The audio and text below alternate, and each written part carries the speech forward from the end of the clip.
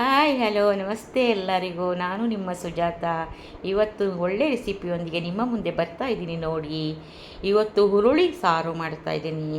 ಹುರುಳಿ ಕಟ್ ಸಾರು ಅಂತಾರೆ. ಇದರಿಂದ ನೀರು ತೆಗೆದು ಸಾರು ಮಾಡೋದು, ಆಮೇಲೆ ಇದರಿಂದ ಇದು ಬರುತ್ತಲ್ಲ ಕಾಳು, ಅದಕ್ಕೆ ಚೆನ್ನಾಗಿರೋ ಪಲ್ಯ ಮಾಡೋದು ನೋಡಿ. ಒಂದಿನ ರಾತ್ರಿ ನೆನೆಸಿ ಹಾಕಿದ್ದೀನಿ.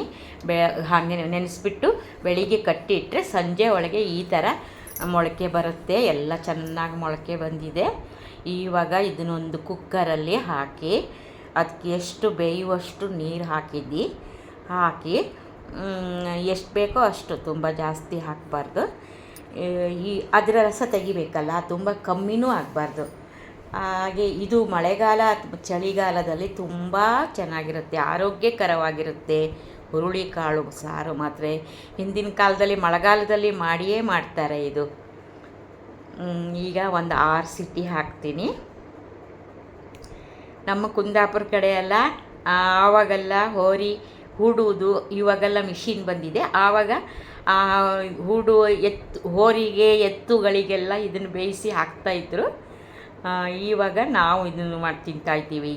ಆರೋಗ್ಯಕ್ಕೆ ಒಳ್ಳೆಯದಂತ 2 ಚಮಚ ಎಣ್ಣೆ ಹಾಕಿದೆ. ಒಂದು 5-6 ಬ್ಯಾಡಗಿ ಮೆಣಸು, ಆಮೇಲೆ ಧನಿಯಾ 1 ಚಮಚೆ, ಆಮೇಲೆ ಇದು ಕಾಳು ಮೆಣಸು ಒಂದು 3/4 ಚಮಚ, ಆಮೇಲೆ ಇದು ಮೆಂತ್ಯ ಒಂದು 7-8-10 ಅಂದರೆ 1/4 ಚಮಚ ಅಂದ್ಕೊಳ್ಳಿ.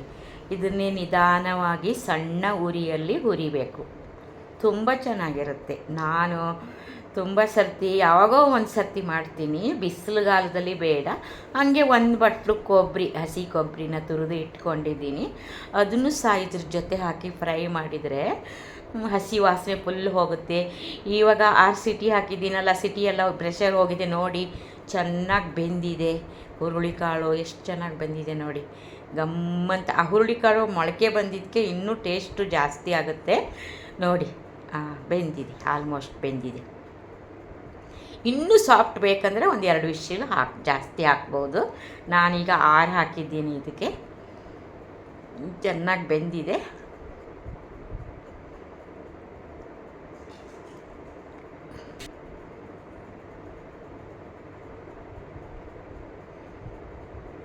ಆಯಿತು, ಬೆಂದು ಒಂದು ನೀರು ಬಸಿದ್ದೀನಿ. ಇದು ಒಂದು ಕಣ್ಣು ಪಾತ್ರೆಗೆ. ಇವಾಗ ಇದರಲ್ಲಿ 1-2 ಸ್ಪೂನ್ ತೆಗೆದು ಇಟ್ಕೊಂಡಿದ್ದೀನಿ. ಅದು ಯಾಕೆ ಅಂತ ಆಮೇಲೆ ಹೇಳ್ತೀನಿ, ತೋರಿಸ್ತೀನಿ. ಇವಾಗ ಮಸಾಲೆಲ್ಲ ಹುರಿದಿಟ್ಟಿದ್ನಲ್ಲ, ತಣ್ಣಗಾಗಿದೆ. ಮಿಕ್ಸಿಗೆ ಹಾಕಿದ್ದೀನಿ. ಈಗ ಇದಕ್ಕೆ ಹುಣಸೆ ಹಣ್ಣು ಒಂದು ಸ್ವಲ್ಪ ಹಾಕಿಬಿಡ್ತೀನಿ. ಹುಣಸೆ ಹಣ್ಣು ಹಾಕಿ ನೈಸಾಗಿ ರುಬ್ಬಿ ಸೈಡಲ್ಲಿ ಇಟ್ಕೊಂಡೆ.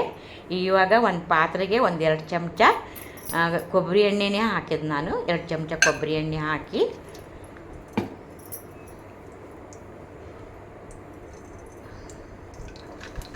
ಸಾಸಿವೆ,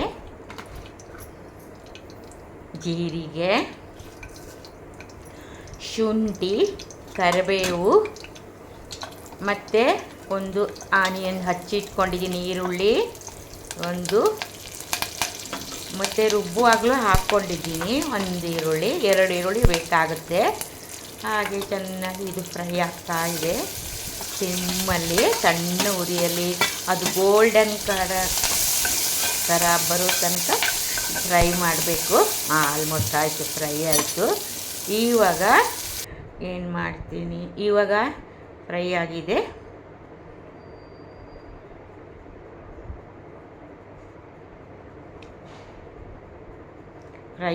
ಫುಲ್ಲು. ಇದು ಮಳೆಗಾಲದಲ್ಲೇ ಮಾಡಿ ನೋಡಿ, ಈ ಚಳಿಗಾಲದಲ್ಲೇ ಮಾಡಿ ನೋಡಿ. ಅದು ತಿಂದರೆ ಹೇಗೆ ತುಂಬ ಮೈಗೆ ಕಾಣಿಸುತ್ತೆ. ಇವಾಗ ರುಬ್ಬಿ ತುಂಬ ಈಗ ರುಬ್ಬಿದ ಮಸಾಲ ಹಾಕ್ತಾಯಿದ್ದೀನಿ.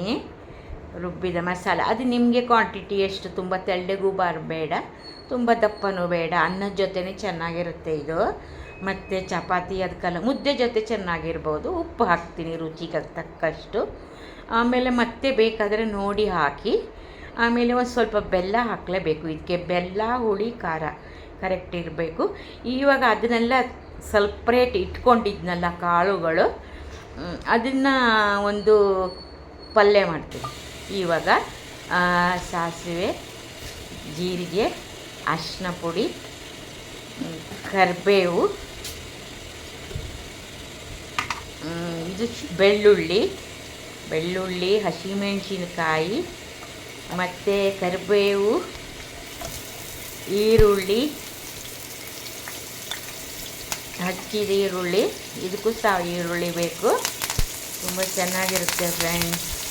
ಈ ಪಲ್ಯ ಅಂತೂ ತುಂಬ ಚೆನ್ನಾಗಿರುತ್ತೆ, ಈಸಿಯಾಗಿ ಮಾಡ್ಬೋದು, ಏನು ಕಷ್ಟ ಇಲ್ಲ. ಈಗ ಟೊಮೆಟೊನ ಹಾಕ್ಬಿಡ್ತೀನಿ. ಇದಕ್ಕೆ ಟೊಮೆಟೊ ಬೇಕು.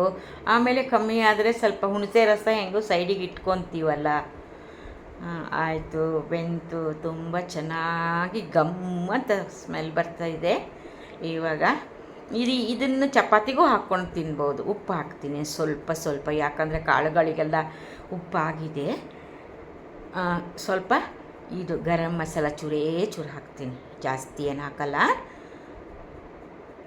ಇವಾಗ ಇದು ನೋಡಿ, ಇಷ್ಟನ್ನು ಸಪ್ರೇಟ್ ಇಟ್ಕೊಂಡಿದ್ದೀನಿ.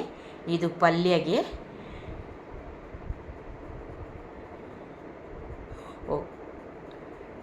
ಇದರಲ್ಲಿ ಸ್ವಲ್ಪ ಕಾಳು ಆವಾಗ ಇಟ್ಕೊಂಡಿದ್ನಲ್ಲ, ಅದು ರುಬ್ಬುವಾಗ ಹಾಕ್ಕೊಂಡೆ, ಹೇಳೋಕ್ಕೆ ಮರ್ತುಬಿಟ್ಟೆ.